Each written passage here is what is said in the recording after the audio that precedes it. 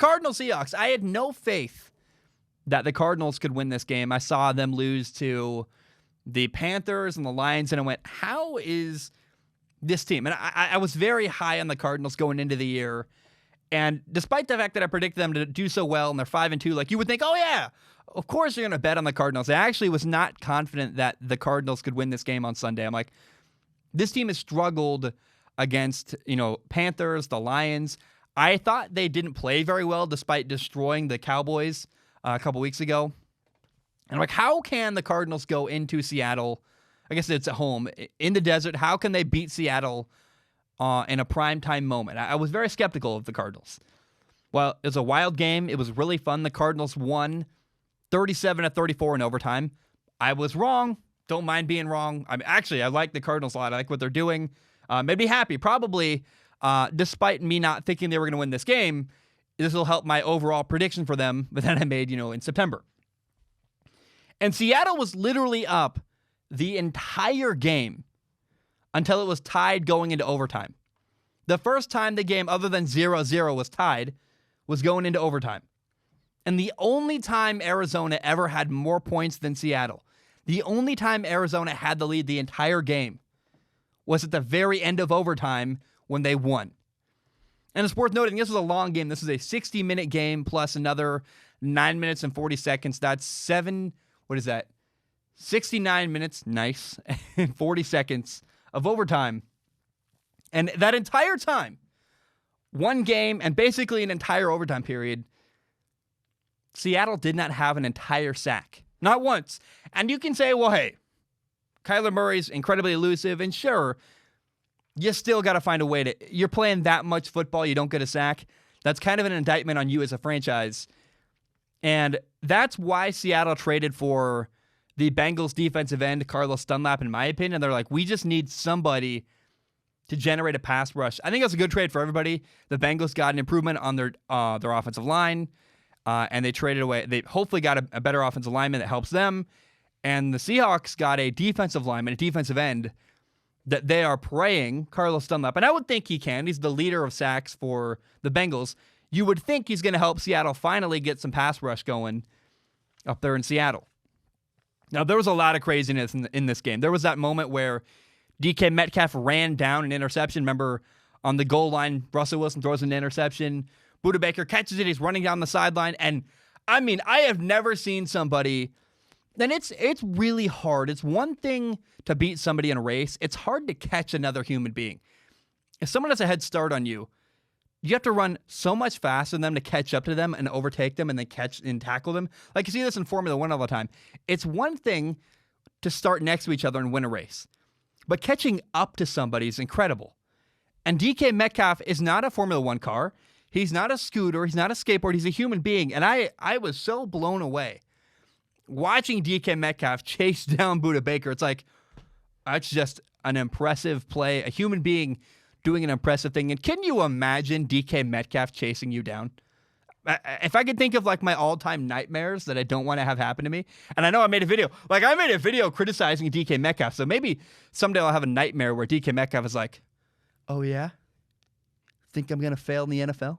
It's a terrifying thought. Don't want to think about that. He's much, much larger than me and clearly way faster than me. And it was really a shame because, first of all, that play by DK Metcalf, really that's the reason why the game went to overtime. So DK Metcalf runs down Budda Baker. That's a play they're going to show forever. High school coaches are going to show, you got to give this kind of effort all the time. It's going to be like one of their staples. And what's even cooler is it actually led to the Cardinals not getting any points. It went from the Cardinals having a touchdown to DK Metcalf's incredible effort tackling Budda Baker, giving the Cardinals 1st and goal, and the Cardinals went for it on 4th and goal. They didn't get it, so the Cardinals didn't get any points out of that trip to the goal line. Thank you to DK Metcalf for holding the Cardinals, basically playing defense better than sometimes Seattle even does. And it's a shame that Seattle didn't win the game, because if they'd won the game, we could always say, that was the key moment. Now they lost, so we can't say that was a key moment in the game. But it's disappointing from a storytelling perspective that Seattle didn't win, because we can't now lean on that moment as the moment that turned the tide to win that game. By the way, here's another kind of tidbit about how crazy this game was. In the 2 minutes leading up to halftime, 17 points were scored. The Cardinals had a touchdown. Seattle answered in like 3 plays, got another touchdown, and then the Cardinals drove down the field and got a field goal. Bang, bang, bang. These teams were scoring at will at certain times during this game. And the reality here is that Seattle let the Cardinals back into the game. This game should not have gone to overtime. With 3 minutes left, the Cardinals were kicking a field goal on 4th and 12. And Seattle got an unsportsmanlike conduct penalty, making 4th and 12 1st and 10. And that 1st and 10 led to a touchdown. And then the Cardinals stopped the Seahawks on offense. That set up the Cardinals ball, 1st and 10, with 52 seconds left to go in the game. And the Cardinals put together this really great drive with great clock management. They spiked the ball, got the game-tying field goal, bam, going to overtime. And in that moment, I didn't care. I didn't think the Cardinals were going to win the game in overtime.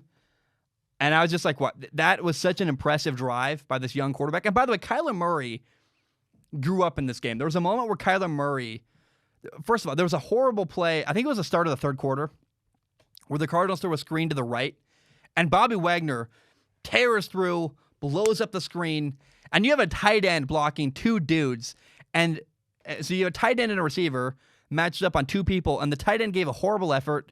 And whoever the screen was thrown to got destroyed. And Kyler Murray was like, that is not okay. He's on the sideline. And Kyler Murray going to the NFL, a lot of people were saying he's a lot like Marcus Mariota. He's quiet. He's timid. Could not be farther from the truth. Apparently, watching on the sideline, Kyler Murray was yelling at a guy saying, we gotta go. Like, and not chiding, more like, let's go. We're trying to beat Seattle. And you're not giving good enough effort on a screenplay. What are you doing? Kyler Murray, I love that moment, seeing the young quarterback kind of grow as a leader. We know we've heard he's the leader. We finally saw that on Sunday against the Cardinals and against the Seattle Seahawks. And I went, Kyler Murray, that's a really cool moment. I'm going to remember the rest of the year. Now, in overtime, it was crazy. The Cardinals missed the 41-yard, what would have been the game-winning field goal. Then after that, Seattle throws a touchdown in overtime. That got called back for holding. You're like, well, so first of all, you thought the Cardinals were going to win. They missed a field goal. Seattle throws a touchdown. They're like, well, game over, right? Oh, holding, calls it back. Then Russell Wilson throws an interception. And Isaiah Simmons, the young rookie linebacker for the Cardinals, picked off Russell Wilson. Probably the best moment of the year for him. Best moment of his young career so far.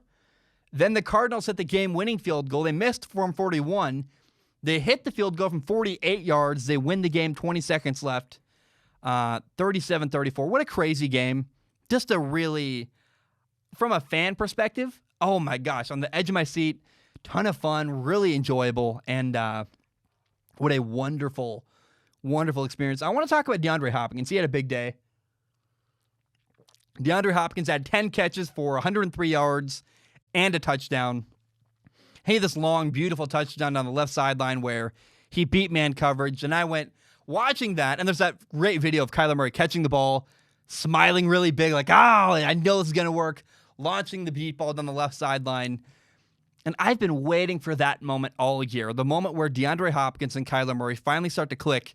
Yeah, if you play DeAndre Hopkins in man coverage, we are going to shred you. That was another defining moment for Kyler Murray where it's like, this is the beginning of a really, really fun, and I know they've had other success together so far this year, but that moment week 7 against the Seattle Seahawks was kind of I felt like the turning point in their chemistry and the way they're growing together when, okay, this is going to be really, really fun the rest of the year between Kyler Murray and DeAndre Hopkins. It's interesting how a receiver-quarterback relationship ebbs and flows, and it's like it's like any relationship. The more you get to know each other and get to trust each other, and the more you succeed together, going through anything together and having success together bonds you together and you trust each other more.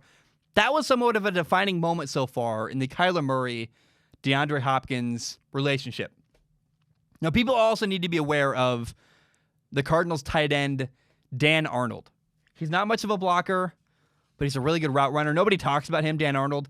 He is really, really good at beating linebackers in matchups. Nobody talks about him. Again, not a blocking tight end. He's definitely a receiving tight end, kind of almost like Larry Fitzgerald's become a receiving tight end in the Cardinals offense anyway. Dan Arnold does a similar thing. He beats linebackers and man-to-man coverage consistently. And Dan Arnold, nobody's talking about him. Really interesting tight end.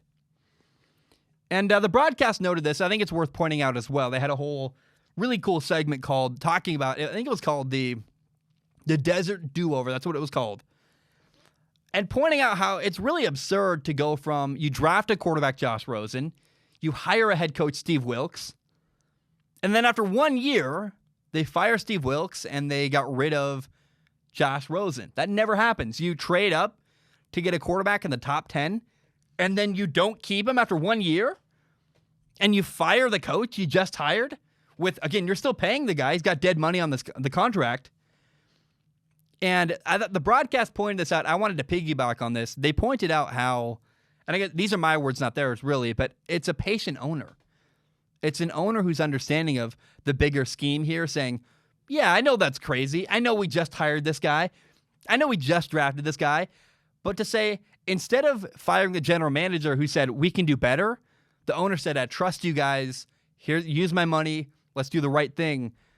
And by having an owner who is patient and trusting, and having a general manager who is willing to kind of be crazy, fire the coach, basically fire the quarterback Josh Rosen, drafting Kyler Murray, hiring Cliff Kingsbury, a guy, Cliff Kingsbury, who was not very successful at Texas Tech. It was gutsy all around. And it seems like those two moves are paying off tremendously for the Arizona Cardinals. They're 5-2. They're building something very, very special. I'm all in. I believe in the Cardinals.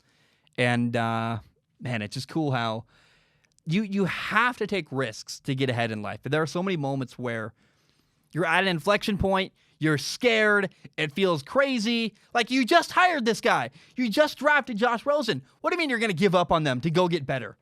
But you cannot be afraid to take the risk of saying no to good and going off to get great. You have to risk it sometimes to get great. But great is so much better than just having okay or good. You know what I mean? I find with the Cardinals, when you look at it that way, you go, the Cardinals took a tremendous risk. They weren't afraid. They went for it. And it is paying off big time for the Arizona Cardinals.